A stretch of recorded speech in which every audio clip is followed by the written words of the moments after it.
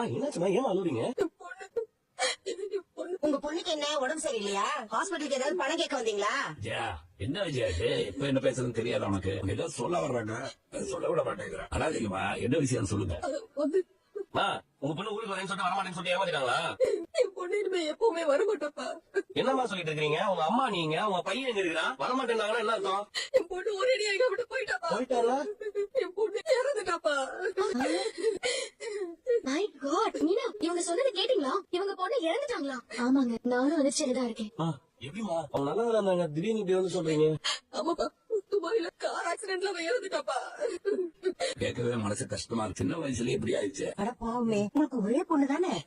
எனக்கு என்ன சொல்றதுன்னே தெரியல. பெத்தவங்க இருக்கும்போது பிள்ளைங்க ஆயுசு முடியறதெல்லாம் பெரிய கொடுமைங்க. மனசு தேத்திக்கோங்க. நீங்க அங்க போய் பாத்தீங்களாமா? இல்லப்பா, அவன் முகம் பார்க்க முடியாத அளவுக்கு ரொம்ப சேதமாயிடுச்சுன்னு சொல்லிட்டாங்கப்பா. அவன் ஃப்ரெண்ட்ஸ் எல்லாம் சேர்ந்து காரியம் பண்ணிட்டான். இவங்க கிட்ட இருந்துதான் இவங்களுக்கு நடிக்கிற திறமையே வந்திருக்கும். அதுக்காக உங்களை கூட முகத்தை பார்க்க விடாம அவங்கள பண்ணிட்டா எப்படி ஆண்டி? நீங்க அங்க போயிருக்கலாம்ல ஆண்டி. நான் போற வரைக்கும் அவன் உடம்பு தாங்காதுன்னு சொல்லிட்டாங்கப்பா.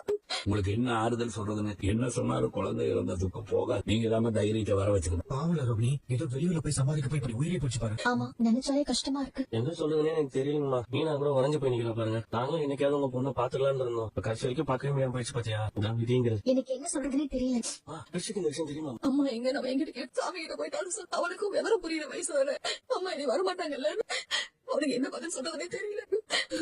கடவுள் ஏன் அவ்வளவு கொடுமையான ஆளா இருக்கிறாரு? விஷயத்தினால அவங்க அம்மா அப்பா கிடைக்கணும்னு ஏங்கிட்டு இருந்தான். இனிமே எப்பவுமே அவனுக்கு அது கிடைக்காதுலப்பா. நம்ம கையில என்னடா இருக்குது? எல்லாம் விதி. கிருஷிக்காக இங்க வந்து அவனுக்காக உங்ககிட்ட ஒரு உதவி கேட்டு வந்திருக்கு. இது வேணா சொல்லுங்க.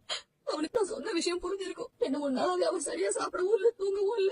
இவ்வளவு நான் அம்மா கூட இருக்கணும்னு கேட்டவன் இப்ப முக்கியமா அம்மா மீனாட்டி கூட இருக்கீங்க. அவனுக்கு என்ன ஆறுதல் சொல்றதுன்னே தெரியலப்பா. இதுக்கே நீங்க தங்கிட்டு இருக்கீங்க. விஷயம் தெரிஞ்சப்ப அவனை கூட்டிட்டு வந்திருக்கலாமா? அவனுக்காக நாங்க இருக்கோமா? என்ன